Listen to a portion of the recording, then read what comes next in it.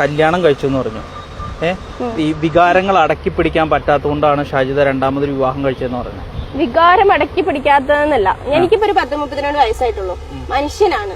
ഇപ്പൊ മനുഷ്യന്മാരാവുമ്പോ എല്ലാ മനുഷ്യന്മാർക്കും വികാരവും വിചാരവും എല്ലാം ഉണ്ട്, ഇല്ലേ? ഉണ്ടല്ലോ. ഒരു മനുഷ്യന്റെ ഇപ്പൊ എന്റെ ശരീരത്തിലെ ഹോർമോണും കാര്യങ്ങളും. മോളെ സാജിദ, ഒരുപാട് ആളുകൾ പറയാൻ ആഗ്രഹിച്ച കാര്യമാണ് ഈ വീഡിയോയിൽ പറഞ്ഞിട്ടുള്ളത്. ഓക്കെ, പല ആളുകൾക്കും ഈ ഒരു മാതൃക ആവണം. മറ്റുള്ളവരെ ബോധ്യപ്പെടുത്താൻ വേണ്ടിയിട്ട് ഇതിന് മുമ്പിലൊന്നും പറയണ്ട. നിന്റെ ലൈഫാണ്, നീ തീരുമാനിക്കേണ്ടത്.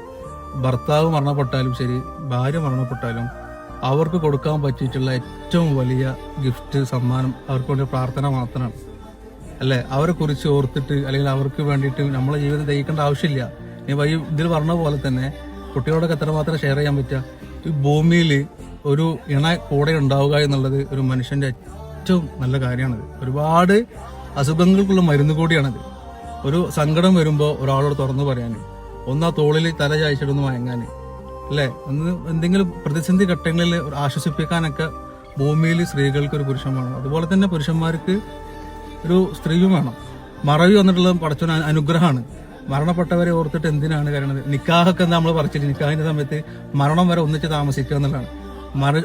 മരണപ്പെട്ടു പോയ ആളെ ഓർത്ത് കഴിയാൻ ഇവിടെ പറഞ്ഞിട്ടില്ലല്ലോ. മറ്റൊരു വിവാഹം കഴിക്കുക, അടിച്ചു പൊളിച്ചിട്ട് കേറി വാ. ഓക്കെ.